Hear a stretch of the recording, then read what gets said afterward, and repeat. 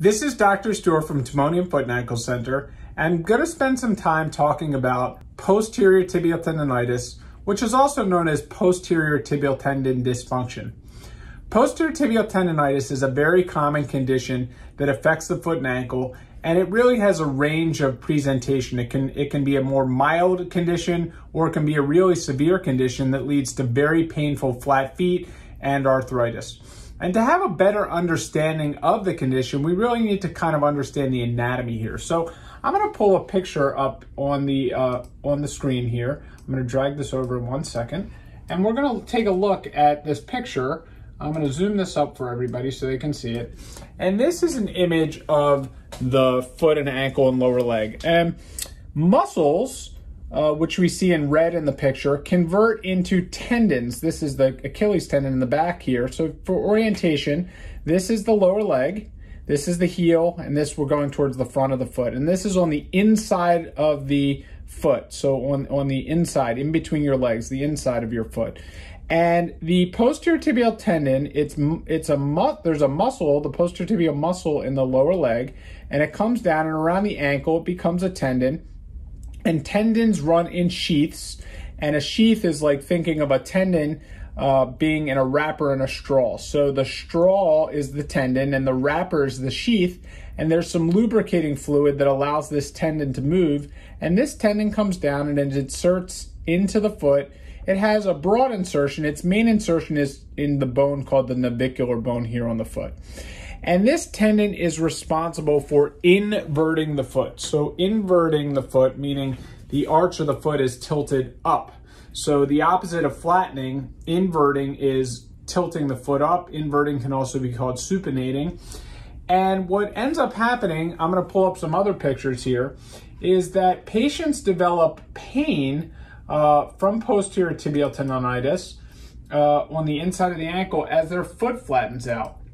So this is an image of a flatter foot, and posterior tibial tendonitis doesn't always have to be in flat feet, but it's more commonly associated in flat feet or seen in flat feet. And on this patient, you can actually see there's two different feet. You have the right foot, which has a nice arch to it, and you have a left foot that has a very flat arch. And the posterior tibial tendon runs right in here, and it inserts right here. So what are the symptoms that patients will experience with posterior tibial tendonitis? Well, they can experience soreness along the course of the tendon anywhere, so it can be sore here. It's most commonly sore right as it courses around and curves around that ankle. And it can also be very sore at the navicular where it inserts. There can be tearing, just like the rubber band it's just like a rubber band. Like we talk about when we talk about plantar fasciitis, tendons are like rubber bands too. When they pull or when they lengthen, they can tear, and they can't pull. This foot is now flattening more because this tendon is more lengthened, so it's not allowing it to pull the foot up that way. It's not allowing it to hold the arch of the foot up. Patients experience burning. They experience pain along the tendon. They can get pain in the arch of the foot because this can cause plantar fascia pain. They can get swelling. They can get pain on the side of their foot and ankle. Basically, there's a joint in here called the subtalar joint. Underneath their fibula bone, they can get impingement. They can get joint pain. And they will notice that over time, if this condition persists, the condition can progressively flatten the foot and really lead to arthritic pain. Sometimes, if the foot flattens out enough, they can get symptoms of nerve entrapment here, known as tarsal tunnel. And it's really important to identify this condition. In more severe cases, you can also see some spasming of the outside of the foot. But if we identify this condition and treat it, we always want to focus on treating this first and foremost conservatively. So what causes this? Well, the causes of it are typically anatomy, flatter feet. Flatter feet tend to cause a pulling on the plantar fascia. If patients gain weight, they have more force on their foot. If patients are doing a lot of activities that include impact, running, CrossFit, lifting heavy weights while standing, if they put weight on their body, if they're barefoot walking, they're avoiding support on their foot. It's frequently seen with people who have plantar fasciitis. A lot of times the posterior tibial tendon is actually fairly sore, and when the posterior tibial tendon is sore, that actually leads to a pulling of the foot, leading to plantar fascia symptoms. So, a good physical exam, ultrasound if needed, radiographs to look at the bony structures. We don't usually order MRIs right away for this, but if there's more severe advanced disease, we can certainly look at the posterior tibial tendon with an MRI, as long as it's not responding to conservative care. The keys, just like anything with tendonitis, is resting the foot, icing the foot, elevating the foot, immobilizing the foot, utilizing anti-inflammatory medications as needed. I'm a big fan of ice. I only really use anti-inflammatory medications if the condition is more moderate to severe. We can use oral steroids. We do not inject tendons with steroids. You can run the risk of rupturing, and that the benefit of a steroid injection into a tendon is outweighed by the risks. So we will not inject these. We want to immobilize them to some extent with either a boot or a brace, and really eliminate the sources that cause this. We can use lasers, and this condition takes a minimum of about 6 to 12 weeks to improve. You want to avoid the barefoot walking, make sure that you're wearing supportive shoe gear, and if we get this better in a conservative fashion, we typically will transition patients into the appropriate supportive sneakers. I'm a big fan of Brooks. There's multiple brands of shoes, and we typically will get them into a custom foot orthotic. Also making sure that they're avoiding barefoot walking. We really like to recommend that patients wear sandals around the house, and I really promote these UFO sandals, which are very comfortable, contour. They really easy to get on, easy to get off. Now, if posterior tibial tendonitis has a range of disease, so, in mild disease, you'll just have pain in the tendon, and you won't see these changes to the foot like this.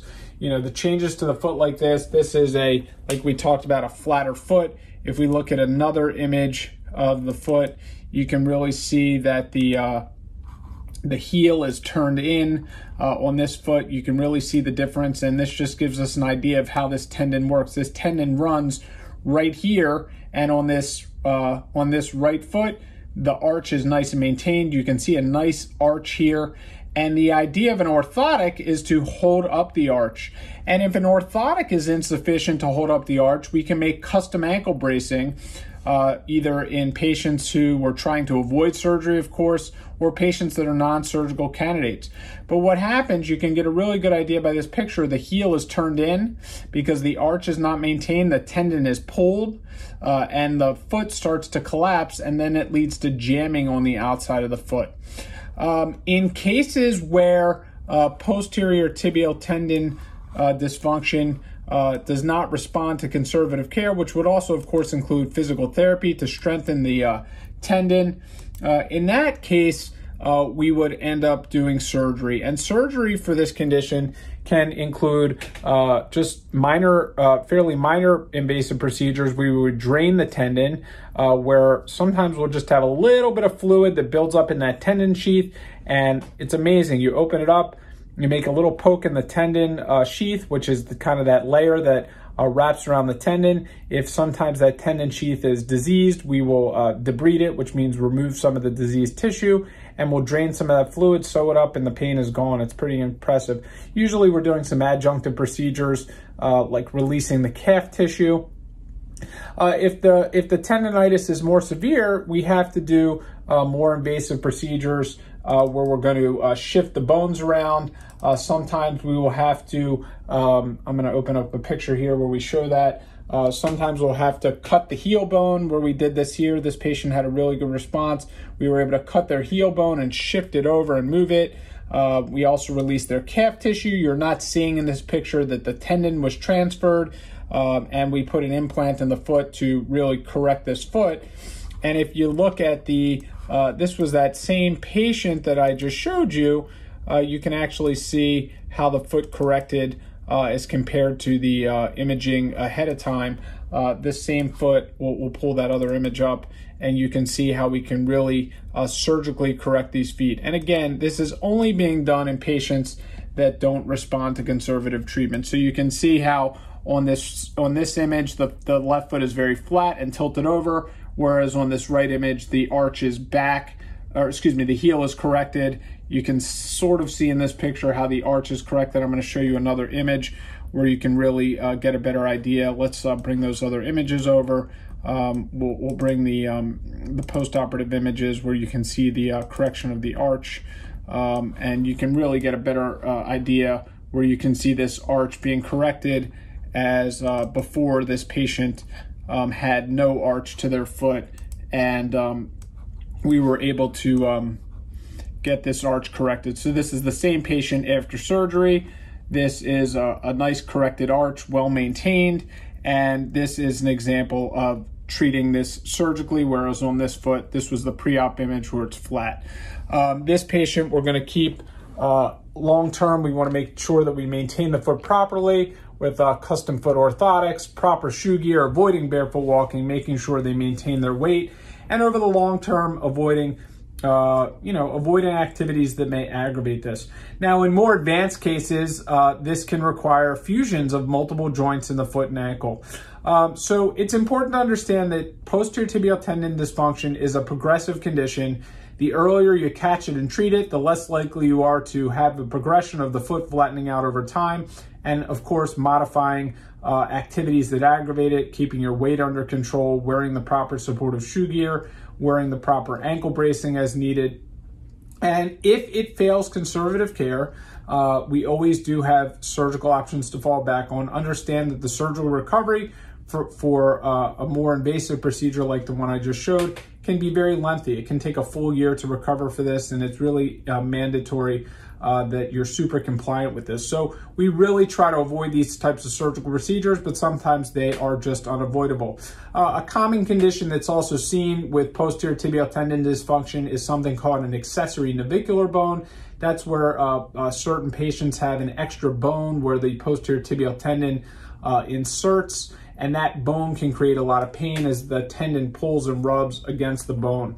And if that fails conservative care, we simply remove that bone, we reseat the tendon appropriately, and we put those patients through physical therapy, and we have them again wear the proper arch support and shoes, and maintain the support on the foot over the long term. So posterior tibial tendon has a wide variety of treatments, and we always again focus on conservative ones, but we do have the options of surgery if needed. So if you want to learn more about posterior tibial tendon dysfunction and you'd like some help with your posterior tibial tendon dysfunction, please fill out a patient request on this page, or feel free to give the office a call and we'd be happy to help you. Thank you.